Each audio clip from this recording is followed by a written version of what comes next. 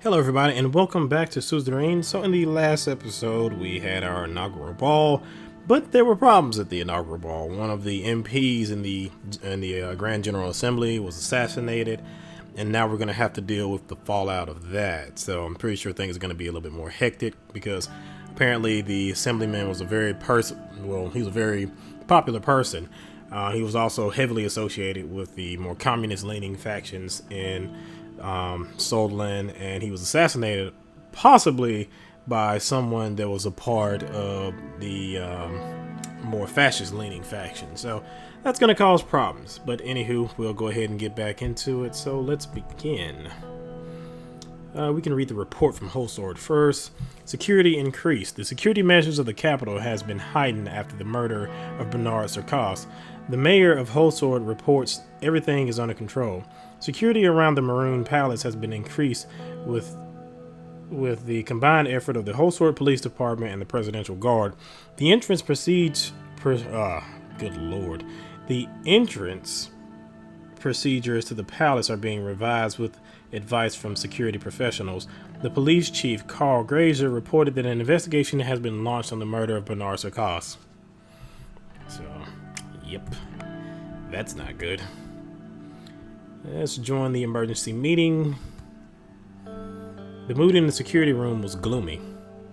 The cabinet members gathered to discuss the shooting outside the palace, with Lilius presenting the initial report. Lilius Graf: Bernard Sarkos was shot dead at 9:03 p.m. in front of the palace gates. He was an elected independent member of the assembly and, as you know, a famous communist. The guards at the scene were 50 meters away and immediately took action by responding and killing the assailants, who was identified as members of the nationalist organization Young Swords. An MP shot near the palace. That is absolutely unacceptable. It happened. Again, in my other previous playthroughs, I had played more of a kind of a hard ass, I guess you could turn around and say. But we'll just say, but why? He has always been an infamous figure. His poems had a large impact in the spread of communist ideas in Swordsland. Many considered him a threat. Our investigators are suspecting a political assassination since the Young Swords have been threatening the communists for some time. This sets a dangerous atmosphere where the left versus right political violence of the 1920s can spark once again. A return to those days would be devastating. The coups are the reason why our country stagnated for a decade. The Minister of Justice, Nia Morgna, sighed.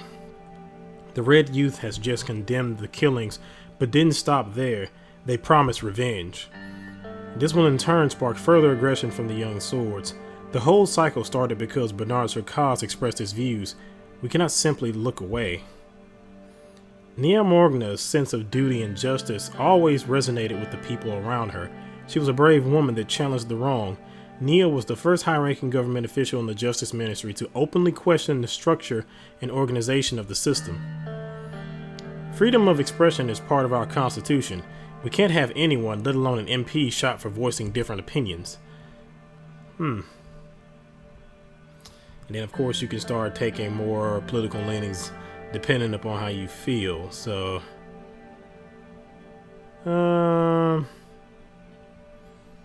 now, typically in this case, I will go ahead and kind of take a middle ground, and I'll say I fully agree we should protect freedom of speech. But again, I'm trying to lean more towards the far left side. So, the nationalist Young Swords have overstepped, and they should be put under the loop for such extreme actions. Which, this is an assassination attempt, so yeah, they probably should. This is not a simple overstep, but an attack on our country. Murder for political opinions is a thing of the past. Our administration is building something new. Agreed. We will reach out to the NFP and request them to calm the situation with the Young Swords. The two groups have ties, and Mr. Kibner sees reason after all, which can't be said about the Young Sword at times. Minister of Defense Lusov disapproved the statement. His intimidating look with his stony eyes didn't ease the mood. We shouldn't be quick to jump on conclusions without having a full investigation concluded. We should refrain from making these issues a political one from the start. It will only add fuel to the fire. It is political though. It's not like you can just have somebody get assassinated and then turn around and say, oh, it's not political. So, yeah, it's political. Yes, but we need to calm the country. If we take sides, we could escalate the situation further. There aren't many sides. The state versus its enemies. Several police cars rushed past the Maroon Palace and everyone went silent. Regardless, a full investigation on all involved parties is underway. We will find the subversives and punish them soon enough, Mr. President. I will do best to help coordinate the administrative task. Justice will be served and the rule of law will return to this country stronger than ever. These worrying developments show that we must stay vigilant as a country. We must think about the upcoming budget as well. I agree. The internal stability must be maintained. Our security funding might need to be increased.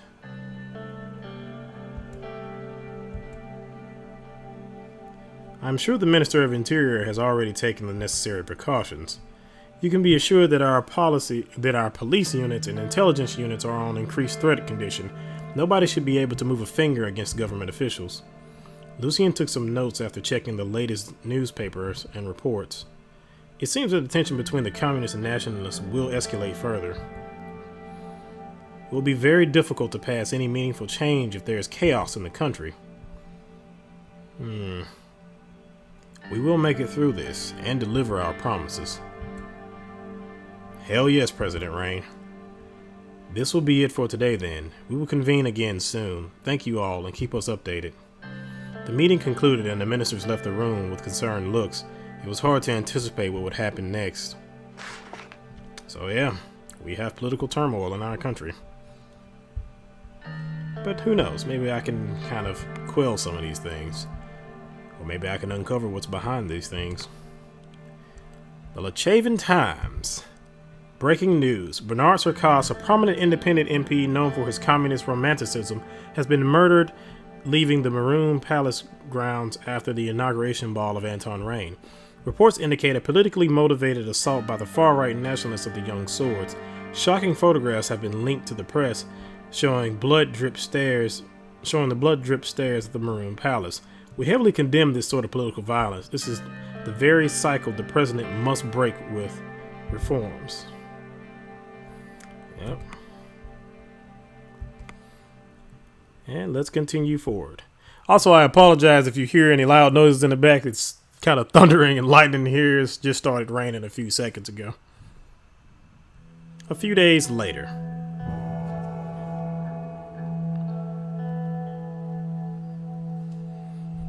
Alright, we have some news articles and we have, good lord, a lot of reports everywhere. Okay, let's start with the news. Let's see. Swordish politician shot dead. A Swordish poet and politician who had spoken out about the idea of the dictatorship of the proletariat was shot at the evening of Anton Rain's inaugural ball. Bernard Sarkis, a 53-year-old Swordish member of Assembly, was shot a number of times by a gunman at the entrance of the Maroon Palace, who was identified to be a member of the Young Swords. Despite his radical views, Mr. Sarkis was elected to be an independent member of the Assembly in the 1953 elections, and sadly did not manage to live long enough to serve his duty. He was said to have repeatedly received threats from Swordist nationalists who viewed him as a traitor for promoting Milanevism in Swordland. Television footage showed the famous poet's body lying face down, draped with the white sheet, on the pavement in front of the gates of the Maroon Palace. Lilias Graff, the interior minister, said she had assigned a group of leading ministry officials to lead the hunt for the killers. Once again, dark hands have chosen our country and spilled blood in Holsword to achieve their dark goals, she told a news conference. We are investigating all aspects of this crime. His funeral will be held tomorrow in his home city, Dare. The local police have reported to have increased security measures for the ceremony and stand ready for a massive attendance. Swordland today. Unity despite differences. Let's see what they're going to say, because I'm pretty sure they are not happy with me. But Swordland has two paths to the future, and this year is critical to decide which path we embark upon. Amid a recession, the lack of stability and security caused by the death of Bernard Sarkis is an unacceptable reality. We need more jobs and a safe atmosphere if our country is supposed to grow and prosper. But how will we increase our employment and open new factories if there is blood flowing down the streets. Swortland will never reach its goals as an advanced society if we descend in a downward spiral of splintering of our nation. Peace and prosperity now and forever. Okay. Not bad towards me in any way. So, murder was a method of the past in the Lachavan times. The tension between the left and right extremists have increased in the country after the assassination of MP Bernard Sarkis. Protests of Malinevist groups quickly turned into riots around the country. We are calling for peaceful protests and dialogue instead of violence. After the attack that prompted the riots, a member of Young Swords assassinating a member of Assembly clearly shows that they are willing to use extreme actions, said Franz Richter in his speech in the Grand National Assembly. We live within these borders together, and therefore we all bear a responsibility, a duty to live together with our differences. Richter's unifying message is something that we all should listen to in these times of danger, of loss. The murder was a method of the past, and it has tainted us, reminded us of who we were before and who we don't want to become in the future, said Richter, and stated that we as citizens of the nation all bear responsibility beyond ideologies, partisanship, or any other identity. Well said. And the radical farewell Bernard Sarkis. It is a sad moment for Sutherland. We have lost a renowned poet who not only wrote about the struggles of the working class, but also acted on them. However, his decision to enter Swedish politics was met with a sick attack that ended his life. This was indeed intended as a message to all opposing voices in Swordsland. We, the team here at the Radical, condemn this evil act of terror of the Young Swords, who we believe must be held accountable as a whole group. It is finally the time for the government to realize this organization as a terrorist threat and serve the justice that it is due. Bernard Sarkis is always going to be in our hearts as a great Swordish poet, as a revolutionary, as the leader of the Swordish avant-garde, as a futurist, as a romantic, as a Melanevist, but beyond all, as a symbol of freedom of speech. He is now a man who was murdered for speaking his mind. This cannot remain as yet another political murder of the sad reality of Swordsland. In fact, it is time to change this. It is time to speak up as people. The most beautiful sea hasn't been crossed yet, said the great poet, reminding us to always have hope. And we must strive to have hope and to make them a reality. It is the best way to honor his memory. Bernard Sarkis will be laid down in Dare tomorrow. Any citizen who wants to pay respect is invited to attend. Nice. Very well said again. And The Economist is worried about the recession, of course. And what a lovely headline they have there. The only way out of recession, bailing out business. Swordsland economy has been displaying a downward trend over the past years of Alfonso's presidency. If we want to prevent our country from declaring bankruptcy, we need a way out of this recession, and we need it now. As recessions keep hitting hard at the businesses, it is clear that a helping hand from the government is required to control the situation. There is no other way apart from bailing out businesses to truly provide relief to the economy. This in turn should revitalize the economy and trade in Swordsland. So of course they want bailouts. Of course they want bailouts. And of course in this playthrough, they're not going to get any bailouts. So tough luck. Anywho, let's start looking over some of the reports that we have. Let's see. Read the report from Volgin. Communist Party leader suspected of bomb attack. At 11:48 a.m., an unattended bag in front of the NFP office in Volgin was destroyed by the police on suspicion of a bomb threat, which was then verified. Upon further investigation, the Communist Party leader of Volgin, Milt Hanu, has been arrested in connection to the incident. So, we're going to have a lot of political violence now. Weapons seized in Culture Center. Local police forces report that a wardrobe full of heavy military equipment has been seized in a Young Swords Cultural Center in Jin. Regulars of the place denied having any knowledge about the weapons. The owners of the building have been detained along with 13 other people. The police captured 22 rifles and 2 machine guns. The equipment belonged to the Swordish Armed Forces and dated 1929, but kept in very good shape. Jesus. So they do have access to military-grade equipment. Lovely. Illegal firearms found in Communist Party office. Ribery Police Department raided the local Communist Party office after alleged attacks organized by one of their members and found illegal firearms in the office. The building has been closed and 22 members of the Communist Party of Sortland have been detained. Illegal KA-74 seized. Totally not AK-47s. A weapons cache with Roomberg made 46 KA-74s, 2,854 bullets, 12 handguns, 27 grenades, and bomb-making equipment was found in the basement of an abandoned house in Suzerain. No suspect has been detained yet. The investigation is ongoing to determine the origins of the equipment. So Rumberg is smuggling weapons in. Great. Young Swords Youth Wing leader dead after terror attack.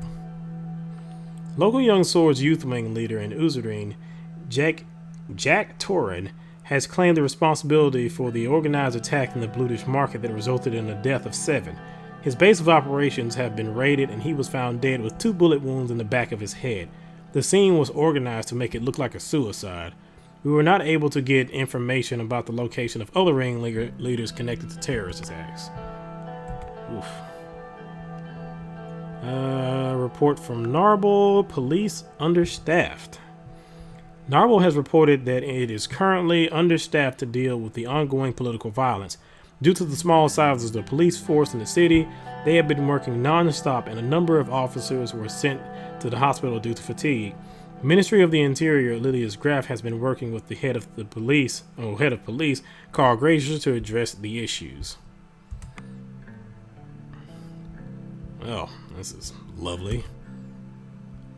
Police overburdened and Estord. We have been receiving reports of a lack of equipment and staff from the police forces in Estord. With the escalating violence in the city, the officers have been working 12-hour shifts to suppress the protests to no avail. The police commissioner of Estord has requested staff and extra supplies of tear gas for nearby cities. What else do we have? Agnolia. Horton critiques trade. The leader of Agnolia has diplomatically critiqued the imbalance of trade between our nations. Concerns were raised over how much more Sortland profits from net trade in comparison to Agnolia. Prime Minister Martin van Horten requests a fair reevaluation of the existing treaties in future negotiations. Why do I feel like I've heard that before? Oh, he has a picture. I don't think in the previous build he had a picture, so there's that.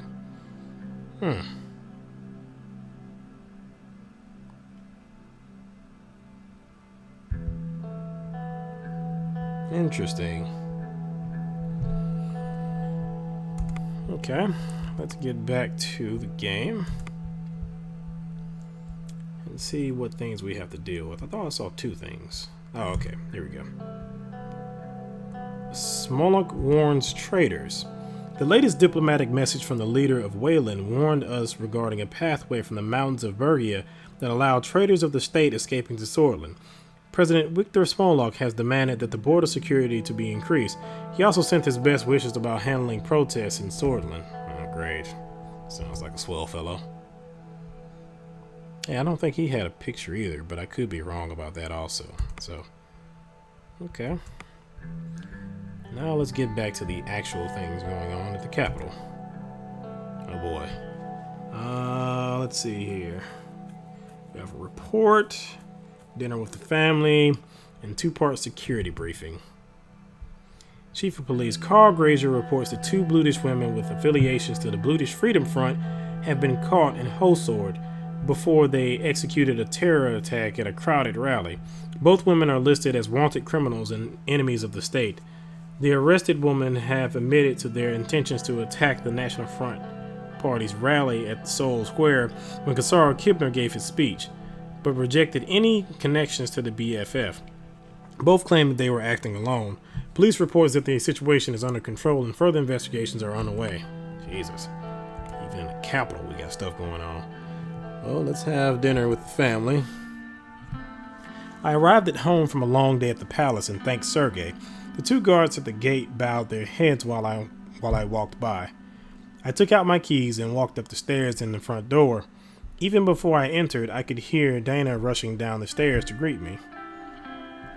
This just kind of hit me that we have our own house. It's not like how it is here in the United States and most other places, I guess, where the president has a separate residence, or maybe they just keep the door locked or something. I don't know. But it sounds like we have our own house and they just protect the house and then we work at the palace. Huh. I opened the door and there she was, waiting inside for me with expecting eyes. Papa, you're back. Lift and hug her. I lifted Dana up and hugged her while trying to put the keys in the tray next to the entrance. She was growing fast. Lifting her up was not the easy task it once was. How was school?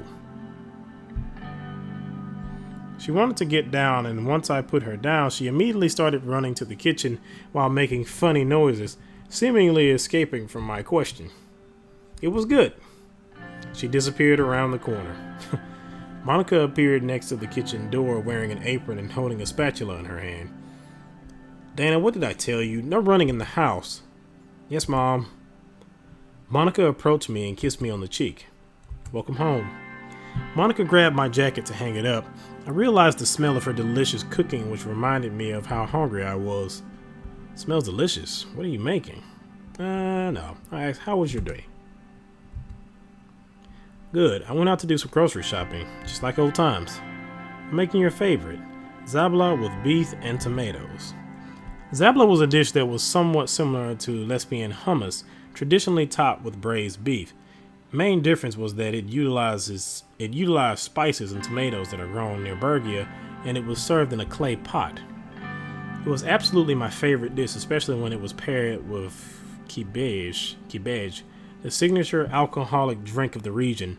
Monica was smiling at the sight of the family together. Kiss her on the cheek. I just wanted to cheer everyone up a bit. Her smile faded. She lowered her voice a bit so that Dana couldn't hear, especially after what happened at the palace. I'm worried, Anton. I worry for you. I worry for the children. Dana suddenly appeared next to us. Mom? Yes, sweetheart? I'm hungry. Sure, let's prepare the table. Will you help me, Dana? Anton, can you tell Frank food is ready? He's been sulking in his room all day. Monica started taking out the dishes and utensils while I headed upstairs to Frank's room. I couldn't hear the rock and roll music coming from his room. It echoed through the hallway. I stopped in front of the door. Knock on the door. Don't want to just bust up in a teenager's room. There was no response. Knock on the door again. There was still no response. Okay. Knock on the door harder. The volume was suddenly lowered and Frank's voice was heard from the inside. All right, I'm coming. He unlocked and opened the door. Yes? Can you listen to your music any louder, please? Ha ha. Frank started heading downstairs to the dining room and I followed after. Table was prepared and Monica was putting food on the plates. Come on, have a seat. It won't be as tasty if it's cold. Everyone sat down at the table and started eating in silence. I was not sure if it was because of the food was superb or something else. Monica was the one to cut the silence. Did you know that they refurbished the grocery store? The owner there, if you remember, has been at it for almost 30 years. Can you imagine doing the same job for more than 10 years? Terrible. Imagine you as president for 20 years, for example. How long was FDR president? He served 4 terms, but I think he died pretty much near the beginning of his fourth term.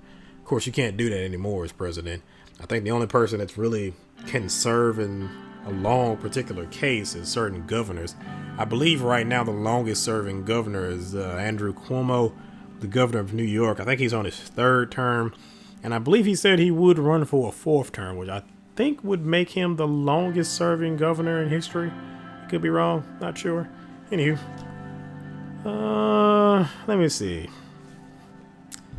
I don't want this country to suffer under another soul.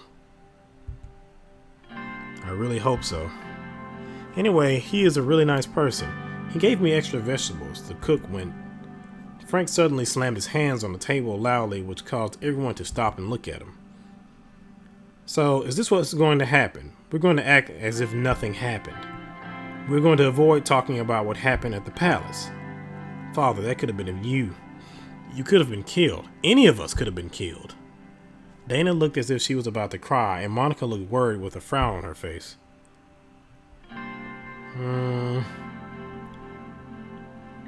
I know, yet we're still alive. Yes, we are, but how long until this happens again? Frank got up from his seat. Okay then, let's talk about it. Sit down. Frank took his seat again. He looked uneasy.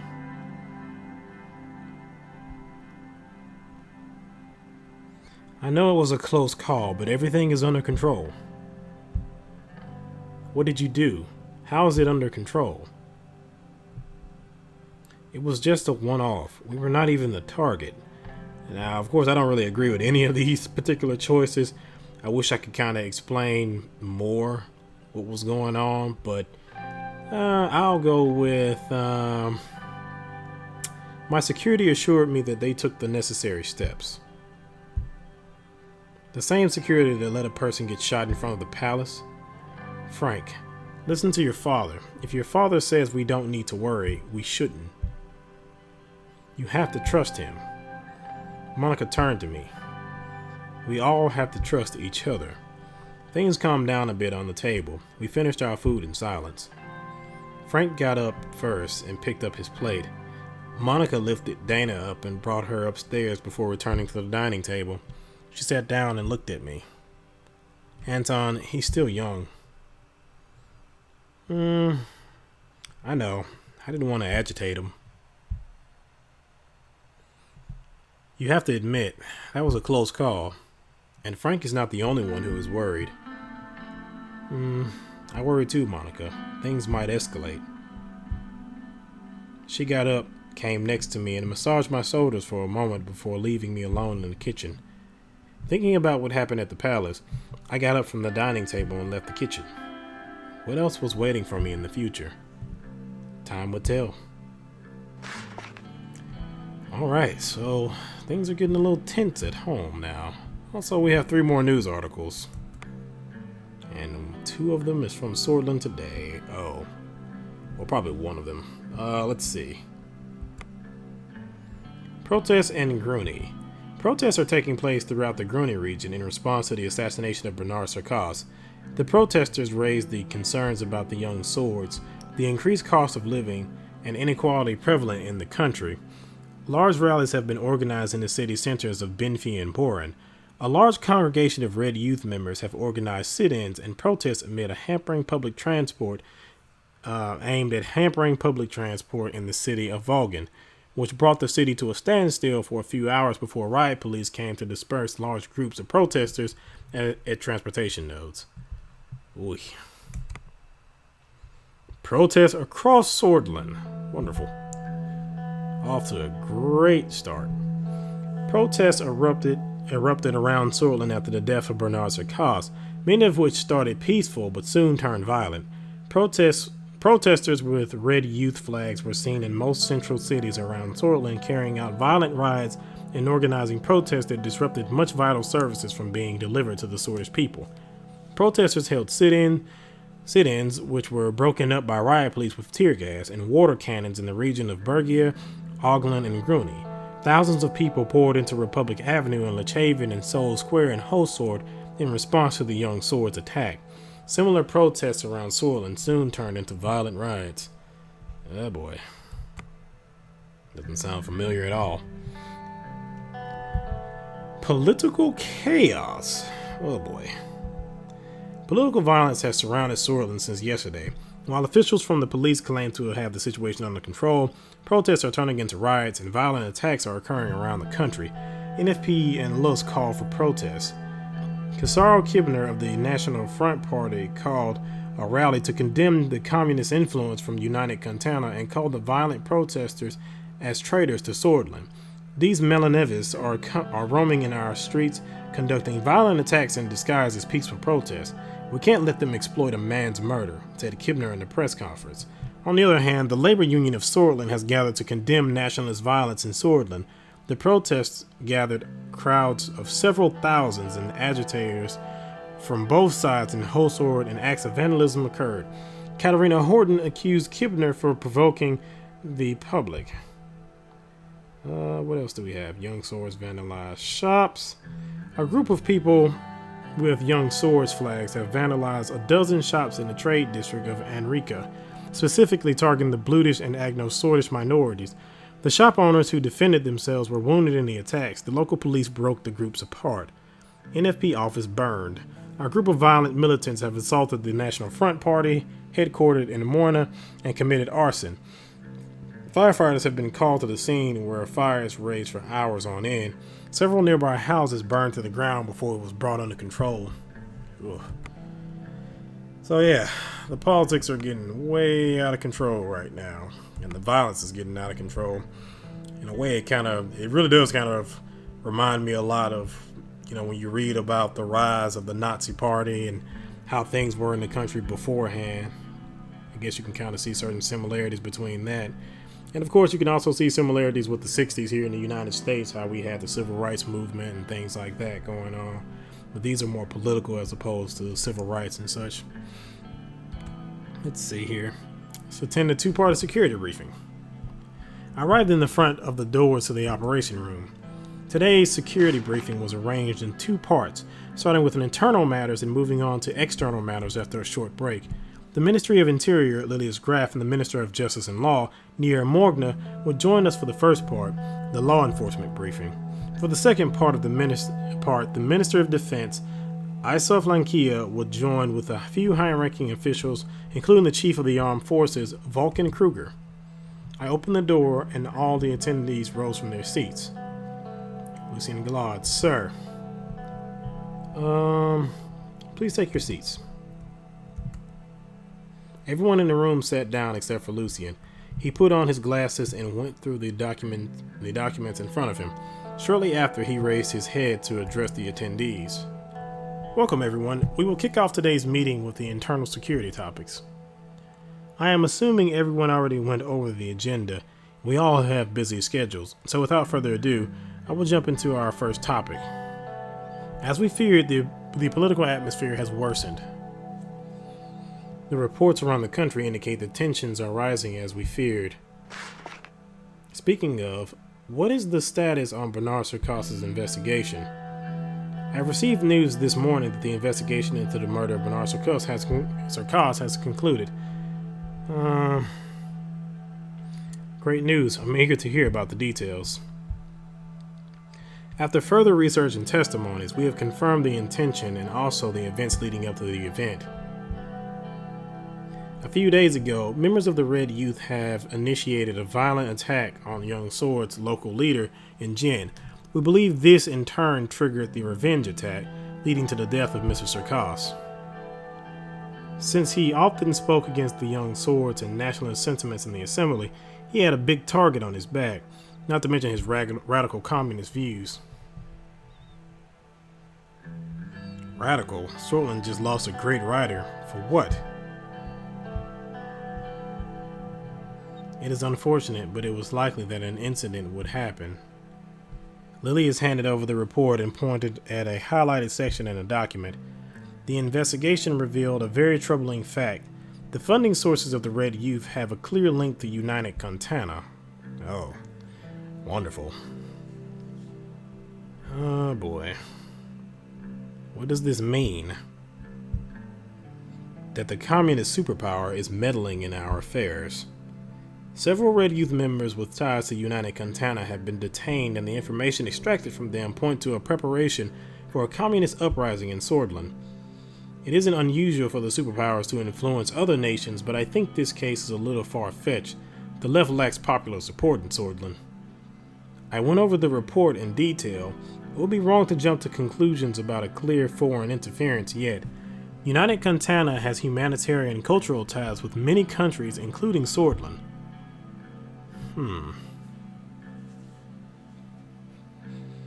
Well, of course, I'm not surprised by that. I mean, superpowers do that all the time. I mean, the United States is infamous about that. Probably couldn't name a place on the face of this earth the CIA isn't involved in. So, let's see. But I'm going to, of course, because I do want them to influence our politics, and I do want them to kind of help kind of stir a populist revolution to a certain degree with the proletariat. So I'm going to not pay it too much attention. So I also don't want to jump to conclusions immediately. We shouldn't create a crisis with them.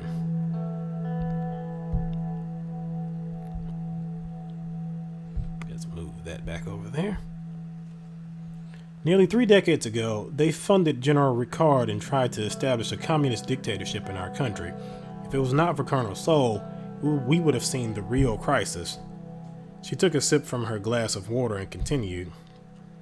Our police chief, Carl Gracer, has linked the funding channel to the United Cantana Consulate in Benfi. As we all know, the enemies of Swortland are many, but we also have threats inside the country.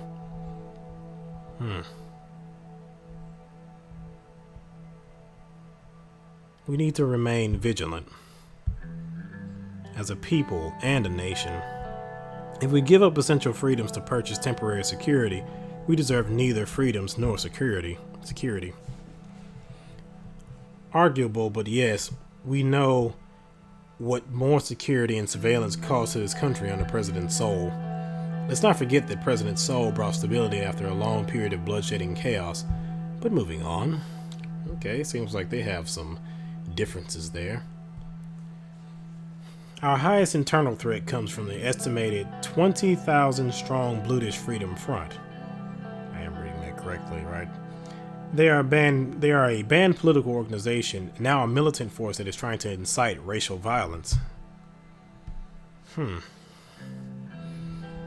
Are they supported by our British citizens?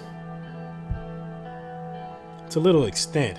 Luckily, they couldn't attract a wide audience of Bloods, but they could potentially attract thousands of anti-British sentiment spread in Swortland again. Lily has pointed to page 3 in the report. Our intelligence intercepted 2 crates filled with weapons close to the Rumburg border. These were filled with military-grade Ka-74s. We expect that more have been smuggled in since a group of Bloods were caught with these guns at a checkpoint not far away. Rumburg has been acting aggressively in the region for a long time. I'm not surprised that they would attempt to weaponize the British people against us. It is still worrying. Very worrying. And Rumburg is going to be a problem.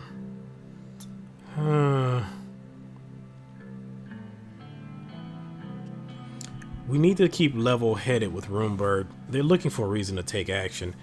Yeah, and I also want to keep a level head with Rumburg because I do plan on making cuts to the military. So if I sit up there and try to get into a fight with Rumburg, I'm not going to have the military to turn around and fight them. So unless I change things, but I can only change things if we can possibly get out of this recession.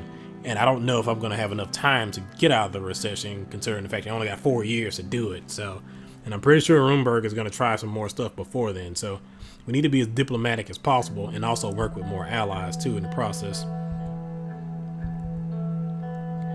They will play dirty while we play nice. It is a battle we will lose. This is grave news, but we unfortunately are too familiar with foreign interference. What is the second most important threat? It is the gang violence that is threatening the Nargis and Ogland regions. 2 prominent organized crime families are at war, and the potential for bloodshed is real. Which 2 crime families? Jesus. One is known as the Coronelli and the other as the Skinner Cartel. They used to be allies until a recent disagreement. Both are active in the cities of Narwhal and Estord. They're playing with fire. I want them gone for good. While I agree it would make Swortland a better place, it will not be easy. The mafias exist because corruption is common in our country. They buy our police officers and slip by checkpoints. Lilia's graph sighed deeply. We have serious internal threats. With our current capabilities, we won't be able to manage them. We must prevent further arming of separatists and maintain order in the Bergia, Nargis, and Oglen regions.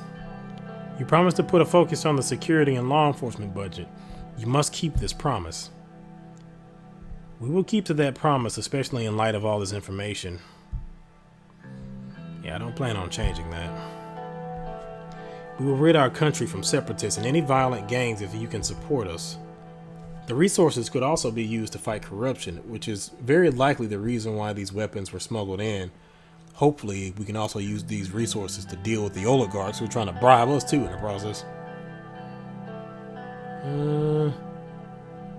Valid points. Corruption is the root of all evil, after all. We can look at corruption once the weapons have been found and the gangs have been beaten. Just like previous administrations, kicking the can down the road and let it rot our institutions further. This concludes the topics for the internal portion. Thank you for the updates, Miss Morgana. Thank you for the overview. Have a good day. See you. The Minister of Interior and the Minister of Justice left the room. We took a short break before continuing to the second part. Upon invitation, Yusuf Lankia, along with 3 high-ranking officials from the Ministry of Defense, walked into the room. One of the men was none other than General Kruger, the Chief of the Armed Forces. Yusuf made his way towards the table while the others stood by the door. Mr. President, Yusuf, welcome. I brought General Kruger with me due to the escalations on our borders. Suddenly, General Kruger stepped forward and saluted. He had a strong jaw with sharp cheekbones. His tall stature, uniform, and medals combined with his deep and intense stare made him look threatening. He was in his 70s, yet he had a bulky body that was a result of his commando training. Not only was he the second most decorated officer in Swordland, he was also the longest serving. I'm going to salute him and show him the proper respect. He really liked the gesture and smiled as he bowed his head in respect. The presence of these 2 high-ranking officers created a slightly tense atmosphere. Gentlemen, thanks for coming to this significant gathering. Let's begin. Isuf and Vulcan took their seats at the table while the rest of the officers stood by the door. Mr. President, the situation at the western and northern borders towards Rumberg is very tense. We are observing deployments of divisions closer to our border. Rumberg has been acting increasingly expansionist in the past decades and also interfered in Agnolia, but now they have turned their sights on us. What is your current strategy? Patrolling close to the borders with our border force and keeping Army Reserve divisions near. It seems like they want to increase the pressure both externally and internally. Mr. President, if I may. Please, General. The picture is becoming clearer. The latest information from the interior about the weapons caches and now an active military buildup close to our borders. The entire situation was analyzed by our general staff, and our prediction is a future territorial incursion by Rumberg. I have complete trust in the general staff. We will not let you down, Mr. President. The general staff is composed of the smartest military individuals. I require an increase in the military budget to enlist more soldiers. Only then we can stand strong against our enemies. The enlarged armed forces will hold them at bay. Vulcan is right. We do need an increase in the military budget to have a more capable force to face a regional power to defend Swordland. 2 of our most talented officers are voicing a common opinion. That is an understatement. Times are changing and war is coming, Mr. President, whether we like it or not. We must be prepared. During the election, you said nothing about focusing on our military. I ask you reconsider and to increase the military budget. The future and safety of Swordland is in your hands. So this is actually different from the way it originally was. They didn't really mention anything about you decreasing the budget or not mentioning the budget at all. I think the only time they actually mentioned anything was if you said that you would increase the budget, and then of course they would make a comment saying that, you said that you were going to increase the budget. I hope you plan on, continuing that promise or whatnot. But this time they're actively going at me for not mentioning the budget at all, and I don't plan on increasing the budget. So let's see. As you said, times change, Isoff. We will see.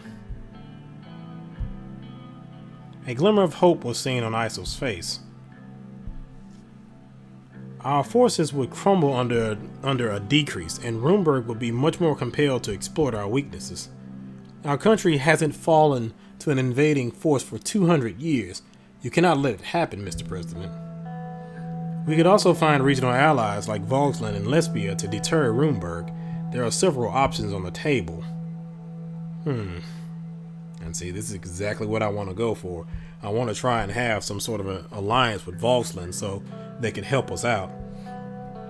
And hopefully we can further get an alliance with the United Contana, maybe even join their defense pact or something like that.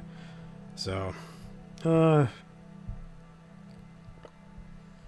Runeberg wouldn't attack any nation allied with any superpower.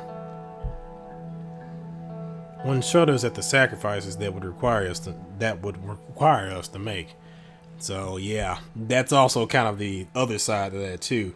While trying to negotiate with Volksland, they've said that they're willing to make certain concessions in order to have trade deals and things like that. God only knows what they would do if they realize that not only have we cut our military and we're in kind of a weak position, but then we're gonna have to try and get some type of trade deal with them, or trying to get some type of military deal with them. They would probably want bases here and stuff like that, and that would be a huge deal. So yes, but what is the difference between losing your independence to one or the other? Everyone fell silent when a soldier entered the room and let Isoff Lankia know that a call had come through from the ministry. Excuse me, Mr. President. Isoff left the room to answer. A few minutes later, he entered the room again. His expression had changed. Mr. President, there has been military activity close to the Narble border. I just spoke with the local commander who is raising an alarm. Vulcan, we should go to the ministry and get further updates from our branches to react precautionary. Roger. Raising military readiness is the first call of action. If there is truly an extraordinary attempt, we will relay it to you immediately and wait for further orders, Mr. President. Remain calm. Make sure not to escalate things further. Nobody wants a war. Yeah, I really don't want a war. We'll exercise utmost caution, Mr. President. Hail Swordland. Hail. They saluted and left, leaving me alone in the operations room. Runeberg was already testing us, and the reports from the interior indicated interference inside our borders. Communists, nationalists, British rebels, Runeberg expansionism. What was next? Swordland had always been a key piece in the chessboard of the global rivalry between Arcadia and United Contana, but in the recent years there was no such aggression from Runeberg, not at these levels at least. I feared of escalation. I knew that all it takes is one tiny spark to start the flames of war. The phone rang. Runeberg had decided to close their consulate in Lochhaven. Oh boy, so yeah. We were already kind of involved in a Cold War because of our position, but now we're involved with a possible war with Runeberg coming in, and we have all the stuff with the communists, the stuff with the nationalists. Things are just great. Just great. Peachy. Anywho, I'm going to stop it right there for right now. And in the next episode, we'll continue on and see what we can address next. It looks like we're going to have to react to the chaos, relax after a long day, and we'll also have to deal with the news articles and things like that. So, again, thank you for watching. I will see you in the next one.